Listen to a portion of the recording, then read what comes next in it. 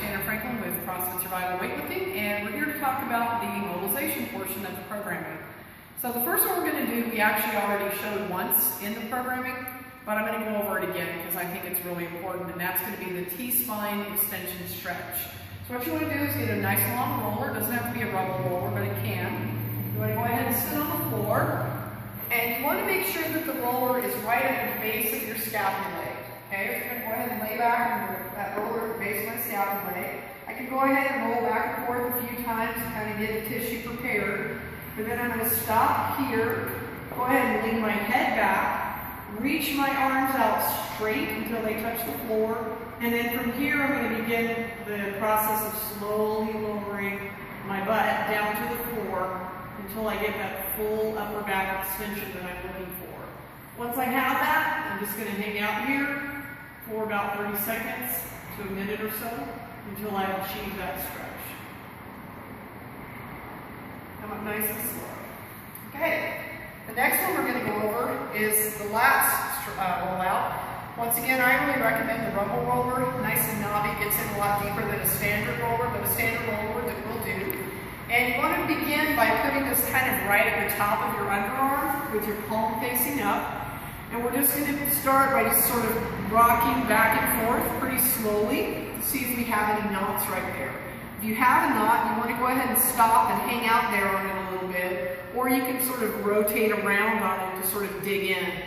Once we've done that, we're going to roll up about 2 or 3 inches and rock back and forth again, once again looking for specific knots. And once you find something, we're going to sort of dig into that area.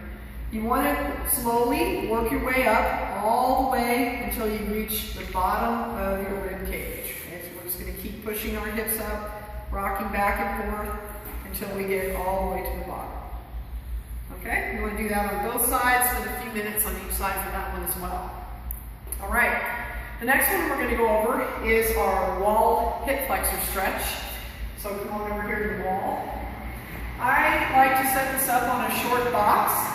What's really important here is that we target the hip flexors and not the quads, okay? So wherever, if you need to raise or lower a box or go down to the ground, what you're looking for is making sure you target this area, okay? So you want to set yourself up on a pad, make sure your foot is flexed up against the wall, and the really critical component here is I want to tuck my butt under. I don't want to hyperextend my back.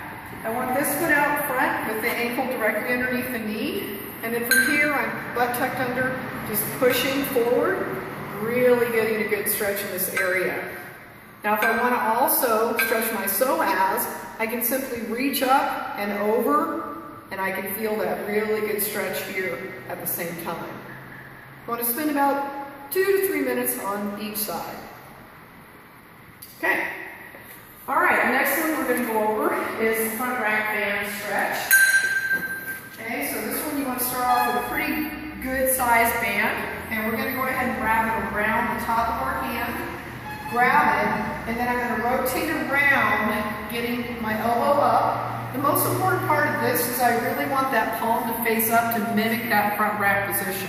Okay, so the palm is up, then go ahead and dive under. Once again, I don't want to hyperextend my back, so I'm going to tuck my butt under so I can take that big stretch, let that arm go up, nice tight butt, and then I'm going to use this arm to keep that elbow in nice and tight, making sure that my wrist stays up. We can hang out here for about 1 to 3 minutes on each side. Okay? Alright. The next one we're going to go over is the hamstring press. I like to start with the ball right at the base of my pelvis, right at the top of my hamstring. You're essentially just going to sit on the ball. You want to get on a box that's high enough that your feet pretty much are just barely touching the floor. And we're going to sit on that ball and just let that muscle wrap around the ball. You can lean back to take pressure off and then lean forward to put pressure on. What you want to do is just sit there, like I said, until the muscle wraps around that ball, and then you can keep the pressure on the ball and move it up to that next sort of tender spot. To increase the tension, you can simply raise and lower your leg to really tack and floss that particular area that you'd like to hit. Okay? Next one we're going to go over is going to be the dorsiflexion plate stretch. I recommend starting, especially if you've never done this, I recommend starting with a pretty light plate, because this will you'll really feel this in your Achilles tendon. So you want to get down kind of like you're doing a squat, and we're going to put a plate on one leg, and then what we want to do is just sort of hang out here. I like to lean towards the ankle that I'm focusing on at the moment, but I'm really looking to try to keep that heel on the ground, mimicking that squat.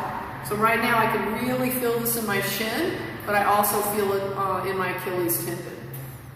So you can hang out here for about 30 seconds to a minute, making sure that you don't go anywhere higher than a 7 or 8 on the pain threshold. So once we've done that, last but not least, we're going to go ahead and do an ankle extension stretch since our shin is involved in the dorsiflexion. I like to find something to hold on to for balance. You want to cross one leg on top of the other. Let's do it from this direction. And I'm going to turn my toe under, kind of like I'm a ballet dancer. I usually do this without shoes. So turned under, and then I'm going to push that back leg into that front leg, and I'm going to get a really good stretch here all along my shin and the top of my ankle all the way up. Hang out here once again for about 1 to 3 minutes on each side.